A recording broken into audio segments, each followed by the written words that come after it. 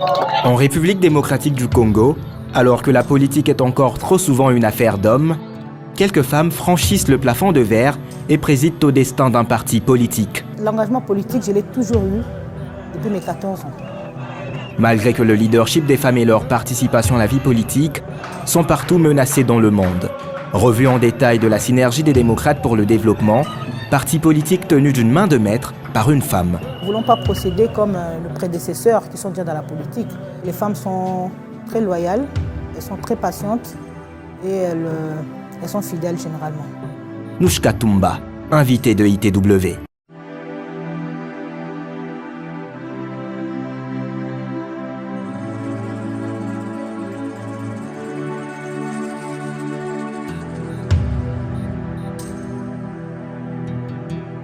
Moi, je suis la présidente de la Synergie des démocrates pour le développement. Je m'appelle Madame Nouchka Toumba. Je suis entre Bruxelles et Kinshasa. Et présentement, je suis installée à Kinshasa. Alors, notre siège national se trouve sous l'avenue Sendoué, numéro 25. Je me sens très bien. Je sens que je suis à ma place. Je suis à ma place, pourquoi? Parce que je suis venue apporter un nouveau son de cloche dans la politique congolaise, du sang frais. Je suis venue pour apprendre aux jeunes comment ils peuvent participer dans la sphère politique, mais de manière win-win, gagnant-gagnant, afin que le peuple ne serve plus de marchepied pour les politiciens véreux. Et en tant que femme, en tant que mère, j'estime que ma place est bien ici dans la politique parce que la femme, elle est loyale, la femme est constante et la femme a beaucoup de patience. Alors j'estime qu'être femme en politique, ça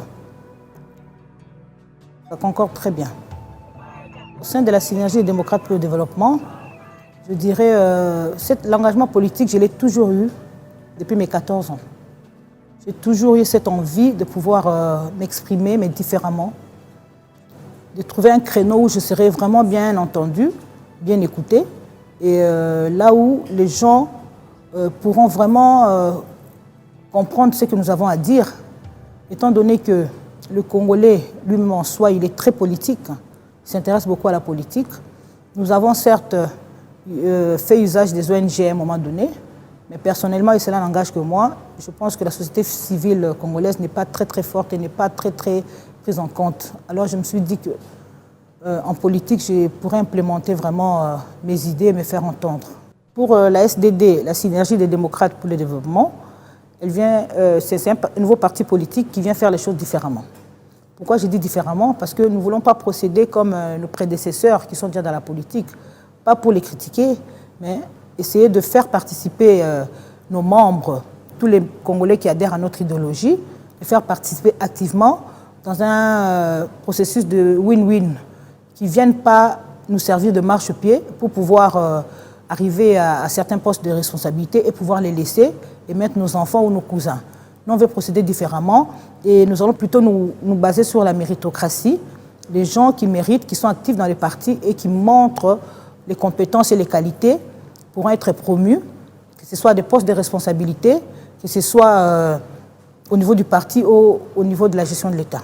Comme tout parti politique, nos ambitions, c'est de pouvoir conquérir le pouvoir l'exercer, le garder le plus longtemps possible, afin de pouvoir appliquer notre vision dès que nous serons au sommet de l'État.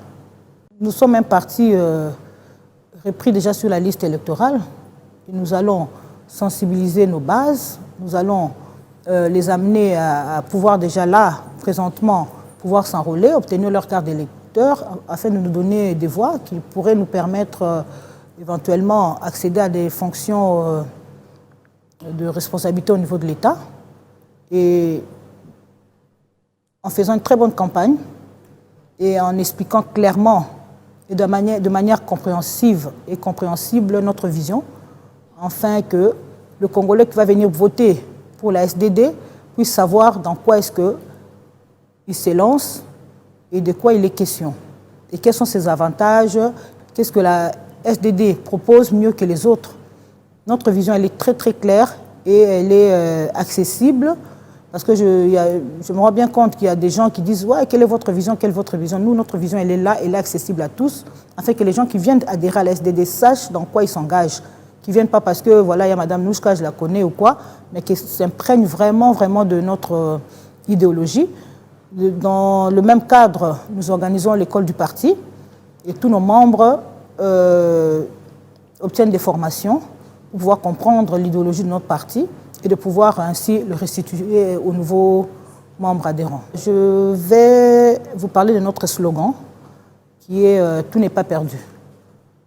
Donc le slogan de la SDD, c'est « Tout n'est pas perdu ». Pourquoi on dit « Tout n'est pas perdu » ? Parce que nous, au sein de la SDD, nous sommes bien rendus compte que le Congolais a perdu espoir. Il a perdu confiance aux dirigeants politiques, sociaux, religieux, aux dirigeants d'entreprise. Le Congolais a perdu espoir.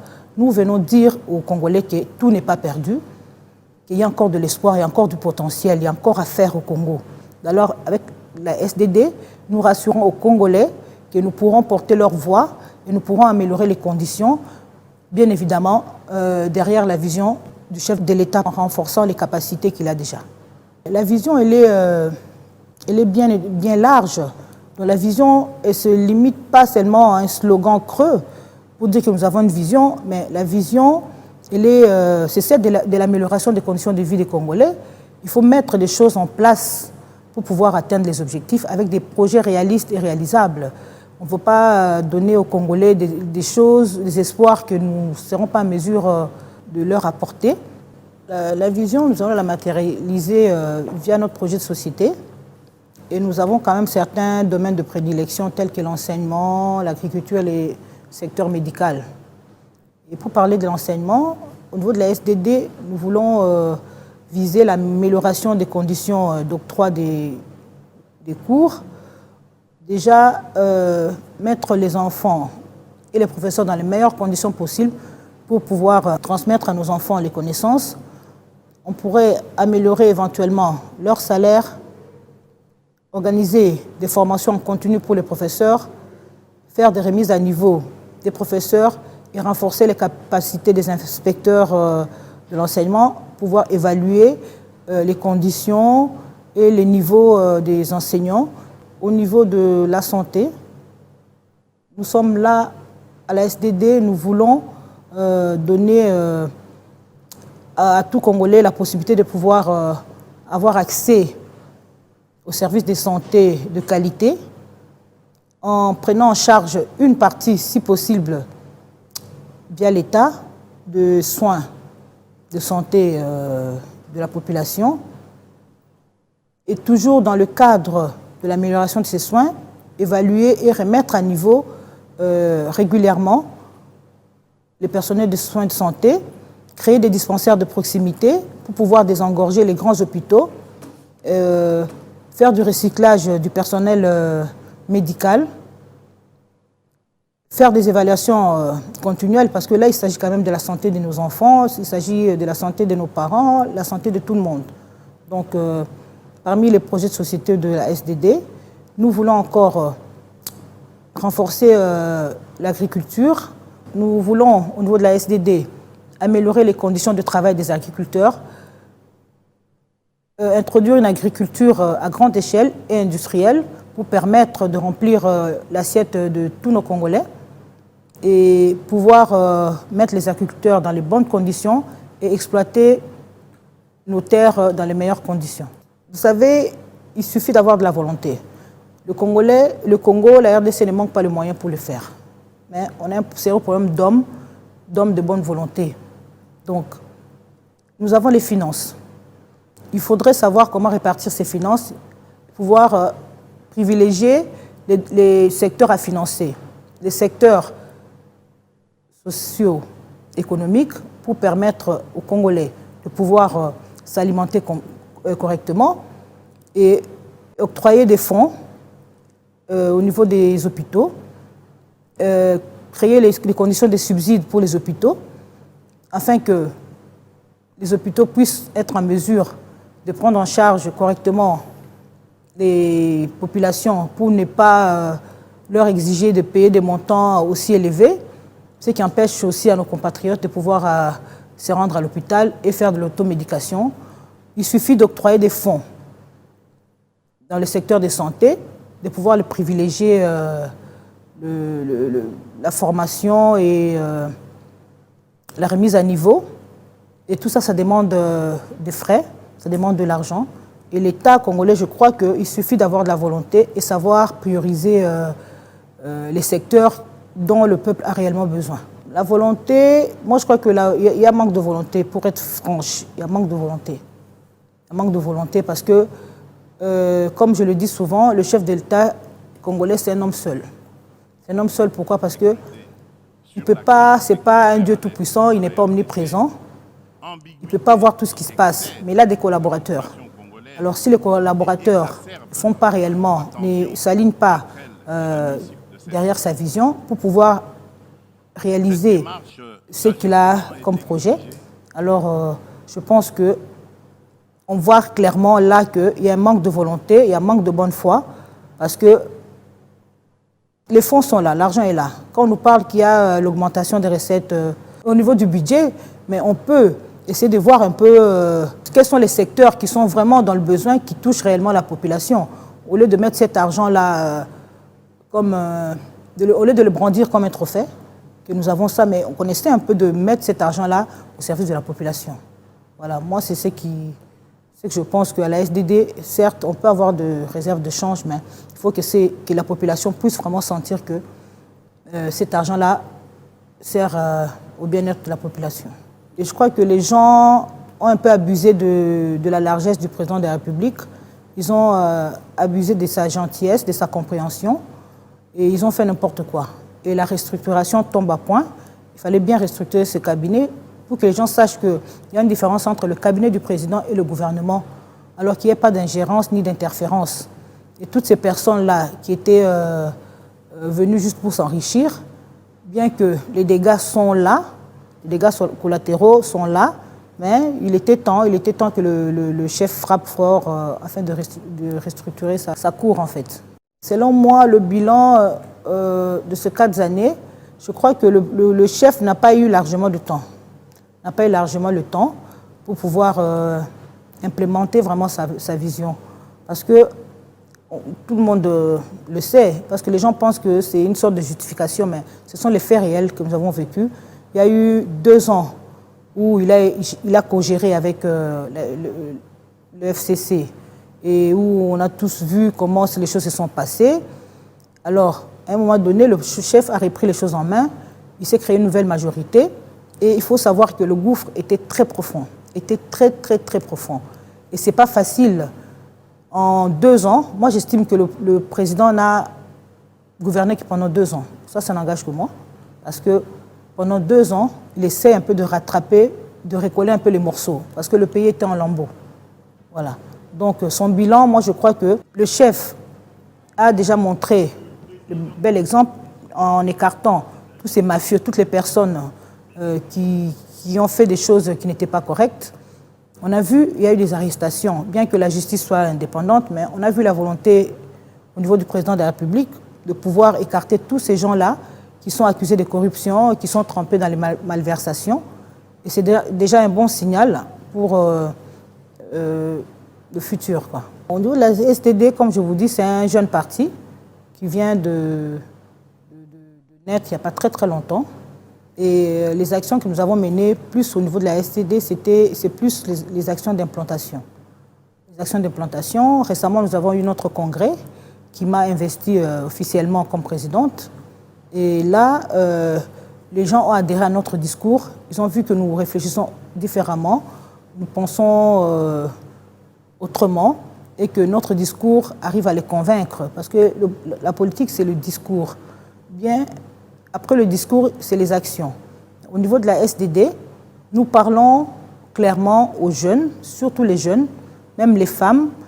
Nous leur demandons de venir vers nous, de pouvoir nous écouter et de pouvoir comprendre quelle est réellement notre vision et pouvoir nous accompagner afin de cheminer ensemble. Alors, nous avons fait plusieurs descentes, notamment à Makala, où la SDD a été voir les jeunes d'Ikuluna qui sont un peu des reclus de la société, les laissés pour compte.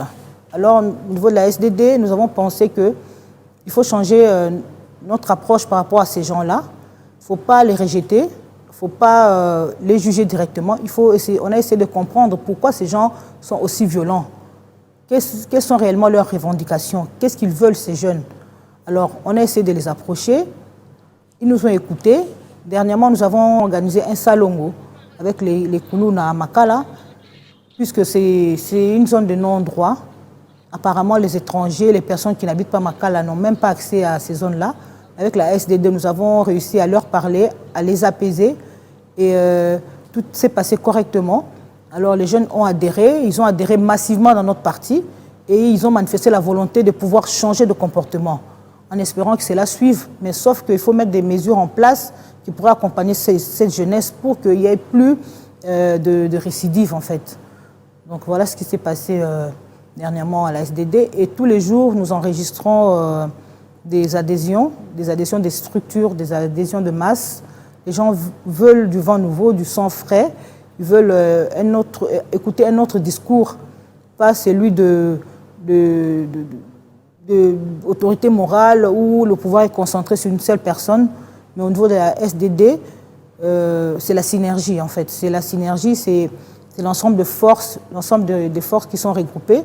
Au niveau de la SDD, tout le monde est entendu, tout le monde est écouté.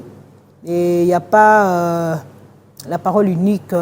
Au sein de la SDD, il n'y a pas. C'est pour ça que les gens nous acceptent, les gens nous écoutent et les gens adhèrent massivement. Parmi nos adhésions, nous enregistrons quand même 30% de femmes qui viennent, parce que les femmes sont encore un peu hésitantes. Elles se disent, ah, politique, voilà, ils ont plus il y a bal à mi bali. Mais certaines, quand elles voient, elles s'identifient à moi, elles se disent, si cette femme a osé, c'est que nous pouvons aussi oser. Alors moi, j'ai toujours encouragé les femmes, comme elles sont parmi les moteurs de développement du pays. Alors, je les encourage toujours à pouvoir s'impliquer au niveau de la politique, parce que les femmes sont très loyales, elles sont très patientes et elles sont fidèles généralement. Alors, il faut encourager les femmes à pouvoir s'intégrer dans les associations, s'intégrer dans les partis politiques et y jouer un rôle significatif. Et c'est ainsi que la femme pourra être valorisée, on pourra lui faire confiance pour pouvoir l'amener là où il faut, dans la prise de décision. Alors si la femme reste recluse dans la cuisine à juste élever les enfants, on va la laisser à cette place-là. Mais si la femme vient et s'impose en prenant le devant, en conduisant les structures telles que les partis politiques, les associations qui sont en vue, je crois qu'elles seront mises en lumière et je crois qu'on pourrait leur confier des postes à responsabilité. Puis je crois que la femme est quand même consciente de ces états de choses. J'en suis l'exemple. J'en suis l'exemple. Et j'ai beaucoup de femmes aussi qui sont venues adhérer avec leur association au niveau de la SDD parce qu'elles ont besoin d'un cadre où elles peuvent facilement s'exprimer, où elles pourraient être entendues et pourront être mises en lumière. En tant que femmes, nous sommes dit, ce n'est pas du féminisme en fait, ce n'est pas aussi de la rébellion, mais nous estimons que les hommes sont un peu machos. Pourquoi machos? Parce qu'ils font les choses toujours durement. Mais je crois que la femme, elle peut arriver à adoucir un peu le secteur, réfléchir différemment, voir les choses différemment, essayer d'arrondir un peu les angles. Comme je disais aux jeunes qui sont venus adhérer dernièrement, je leur ai dit, écoutez, vous avez en face de vous une maman. Vous savez, dans une famille, la maman fait toujours en sorte que chaque enfant, même si la nourriture n'est pas suffisante, que chaque enfant puisse avoir une petite part de nourriture. Il n'y a aucune maman qui peut laisser ses enfants affamés. J'estime que ce caractère-là que la femme a de manière naturelle, et arrivé en politique, je crois que la femme, devant les responsabilités, elle pourra bien essayer de répartir les choses convenablement. Alors, par rapport aux reproches qu'on fait aux hommes, c'est d'être un peu trop dur, manquer de loyauté, être trop dur, manquer de loyauté et être un peu versatile. ils sont très changeants et instables. Aux acteurs politiques congolais, je reproche le manque de conscience, le manque d'amour pour le Congo, d'individualisme, l'égocentrisme. Certains viennent au sommet de l'État, gérer le pays pour pouvoir s'enrichir seul, avec sa famille. Et ils utilisent les jeunes, ils utilisent les femmes en distribuant les t-shirts, les casquettes, 5 000 francs, 2 000 francs, mais ils n'arrivent pas à résoudre le problème de fond. Le problème de fond, le problème qui dérange réellement le Congolais. Ils ne sont pas attentifs aux besoins des Congolais, aux besoins réels de la population. C'est ce que je reproche aux politiques congolais. Ils sont sur la forme, mais dans le fond, il n'y a rien. La pauvreté, ça fait partie des choses qu'on reproche aux politiques, parce que c'est eux qui ont la gestion du pays. Si la population est pauvre, à qui la faute? C'est pourquoi nous, au niveau de la synergie des démocrates, nous mettons un accent particulier sur le capital humain, ce qui consiste vraiment à pouvoir créer la compétence. Nous avons pour projet de créer la compétence au niveau des gens, la formation en continu, afin de créer un bon capital humain qui est vraiment un moteur de développement aussi. Parce que les personnes formées permettront de créer de l'emploi, permettront de pouvoir agir avec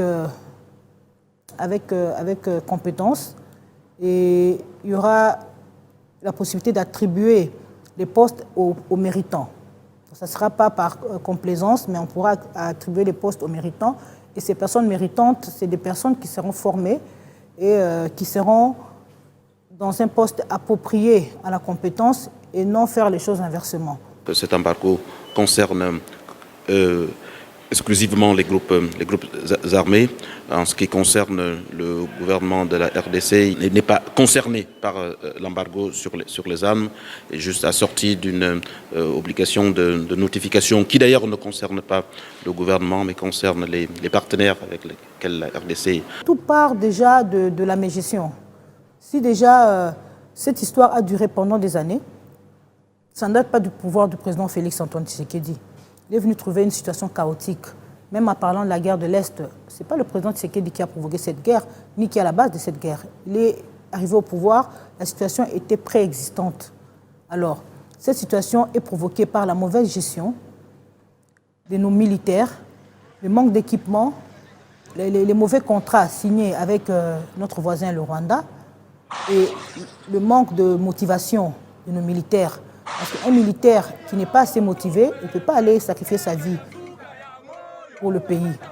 Et en principe, l'homme politique devrait privilégier, il y a des secteurs qu'on devrait privilégier pour pouvoir mettre des fonds spéciaux rien que pour ces secteurs-là. Étant donné qu'on est dans un pays en guerre, on devait quand même concentrer. Parce que cette guerre, elle déstabilise, même si c'est vraiment le coin du pays de l'Est, que le Congo est grand, mais nous le sentons, nous le vivons et ça nous touche. Donc, s'il y avait possibilité de le faire, c'est de pouvoir renforcer, acheter les armes sophistiquées.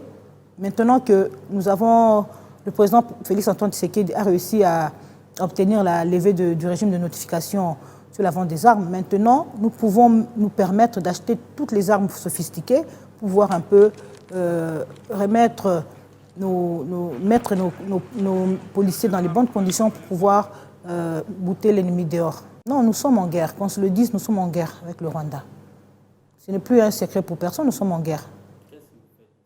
Mais nous sommes en guerre parce que le Rwanda, c'est reconnu par la communauté internationale, c'est reconnu par tout le monde que le Rwanda agresse le pays et il soutient les rebelles. Ça, c'est pas la guerre, ça. Il faut une autre explication de la guerre, il faut qu'elle soit théorique pour dire que la guerre, c'est comme ça. Non, les faits sont là, les faits sont avérés, nous sommes en guerre. Moi, j'estime qu'on est en guerre et qu'on devrait même en principe annexer le Rwanda au Congo, comme ça cette histoire pourrait finir, quoi.